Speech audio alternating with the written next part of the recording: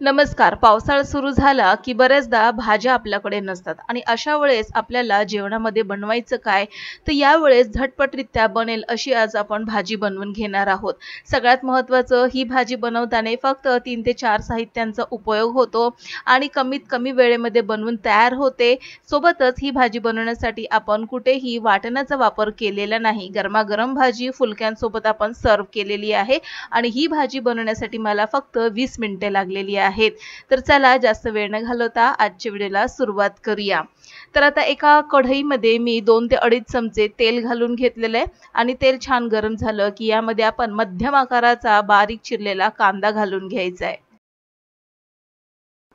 आता आपण ही भाजी बनवण्यासाठी वाटणाचा वापर करणार नाही आहोत, त्यामुळे इथे आपल्याला कांदा आणि टोमॅटोचा भरपूर असा वापर करून घ्यायचा आहे. तरी देखील ही भाजी मी 2 ते 3 जणांसाठीच बनवून घेणार आहे, तर मध्यम आकाराचा कांदा पुरेसा होऊन जातो. छान असा परतून घ्यायचा आहे याला. कांदा छान परतून होतोय तोपर्यंत आपण काही खडे गरम मसाले घालून घेणार आहोत. तेजपत्ता घालून घेतलेला आहे. थोडीशी दालचिनीचे तुकडे घालून घ्यायचे. जवळपास 2 तुकडे मी घालून घेतलेले आहेत. सोबतच 2 लवंगा घालून घेतलेल्या आहेत. हिरवी वेलची असेल तर तुम्ही नक्की घालू शकता. छान असा कांदा आता परतून घ्यायचा आहे. कांदा परतून झाल्यानंतर आपल्याला यामध्ये आता बारीक चिरलेला टोमॅटो घालून घ्यायचा आहे. तर आता मध्यम आकाराचा टोमॅटो मी चॉपरमध्ये बारीक चिरून यामध्ये घालून घेतलेला आहे. छान असं याला आता परतून घेऊया. चवीनुसार थोडंसं मीठ घालून घेणार आहोत. तर इतकं मीठ पुरेसं होऊन जाईल, कारण की आपण जो मसाला वापरणार आहोत घरगुती त्यामध्ये देखील मिठाचं प्रमाण आहे. पुन्हा एकदा आपण मिक्स करून घेऊया. पाव चमचा आलं लसूण पेस्ट घालून घेतलेली आहे आणि पुन्हा एकदा आपण याला परतून घेऊया. मसाला छान असा परतून झालेला आहे. तेल सुटत चाललेलं आहे. तोपर्यंत आपण 1 वाटीभर फरसाण काढून घेतलेला आहे. 2 ते 3 जणांसाठी वाटीभर फरसाणची भाजी पुरेशी होऊन जाईल. मसाला आता छान असं तेल सोडलेलं आहे. यामध्ये आता चमचाभर बेसन पीठ घालून घेतलेलं आहे आणि पुन्हा एकदा याला आपण परतून घेऊया. 1 ते 1.5 मिनिटभर आपण छान याला परतून घेतलेलं आहे. यामध्ये आता आपण घरगुती मसाला घालून घेणार आहोत. तर माझ्याकडे कोल्हापुरी मसाला आहे. तर चवीनुसार आपल्याला तिखट कमी जास्त तुम्ही करू शकता. चमचाभर मी लाल मसाला म्हणजेच कोल्हापुरी मसाला घालून घेतलाय आणि पुन्हा एकदा याला आपण मिक्स करून घेऊया. चव वाढवण्यासाठी थोडासा आपण पाव चमचा गरम मसाला घालून घेतलेला आहे. आता हा जो सुका गरम मसाला आपण घालून घेतलेला आहे लाल तिखट, हे कांदा टोमॅटो सोबत आपण परतून घेणार आहोत. छान असा आता हा मसाला परतून तयार झालेला आहे. आता आणखीन थोडीशी चव वाढवायची असेल तर यामध्ये आपल्याला कसुरी मेथी घालून घ्यायची असेल तर नक्कीच घाला. खूप छान अशी चव येते. तर जवळपास अर्धा चमचा इतकी मी कसुरी मेथी घालून घेतलेली आहे आणि पुन्हा एकदा याला आपण परतून घेऊया.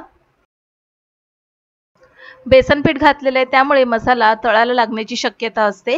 आता यामध्ये आपण थोडंसं पाणी घालून घेणार आहोत. आता शेवभाजी किंवा फरसाण भाजी आपण जेव्हा बनवतो त्यावेळेस ती जास्त आपल्याला घट्टसर बनवायचं नसतो त्याचा रस्सा. जितका आपण पातळ बनवू तितका याची शेवभाजी किंवा फरसाण भाजी जी बनवून तयार होणार आहे ती छान अशी तयार होते. कारण की शेव आणि फरसाण या रस्स्यामध्ये टाकल्याबरोबरच लगेचच हा रस्सा शोषून घेतो. त्यामुळे बघा अशी कन्सिस्टन्सी मी ठेवणार आहे. तर आता व्यवस्थित मिक्स करून घेतलेलं आहे आणि आता याला मस्तपैकी उकळी आणून घेणार आहोत. सगळ्यात महत्त्वाची गोष्ट, फरसाण भाजी किंवा शेवभाजी ज्यावेळेस आपण जेवायला बसणार असतो त्याच वेळेस या रस्स्यामध्ये आपल्याला ती घालून घ्यायची आहे. आधीच जर आपण ही रस्स्यामध्ये घातली तर लगेचच ही जी शेव आहे ती मऊ होते आणि खाण्याची ती मजा निघून जाते. त्यामुळे आपल्याला जेव्हा जेवायला बसायचं आहे त्याच वेळेस आपल्याला या रस्स्यामध्ये शेव घालून घ्यायची आहे. तर छान असा रस्सा आता उकळलेला आहे. या रस्स्याला आपण बऱ्यापैकी आटवून घेतलेलं आहे आणि आता गरमागरम या रस्स्यामध्ये आपल्याला वाटीभर फरसाण घालून घ्यायचं आहे. व्यवस्थित मिक्स करून घेऊया.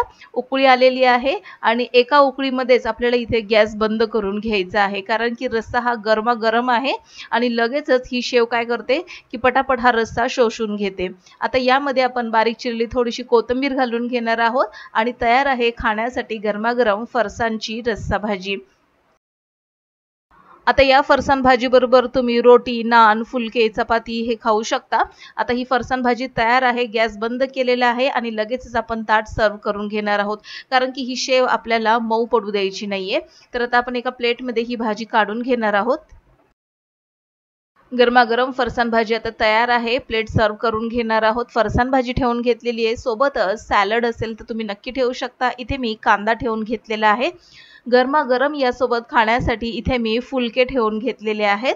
थोडीशी गार्निशिंग म्हणून कोथिंबीर यावरती मी घालून घेतलेली आहे आणि सोबतच भाजून घेतलेला पापड. तुम्हाला जर आवडत असेल तर तुम्ही लोणचं देखील ठेवू शकता. तर आजच्या दुपारचं हे साधं सोपं जेवण आहे. रेसिपी आवडल्यास लाईक करा, शेअर करा, सबस्क्राईब करून बेल आयकॉन प्रेस करा. पुन्हा भेटूया नवीन एका इंटरेस्टिंग रेसिपी सहित. तोपर्यंत बाय.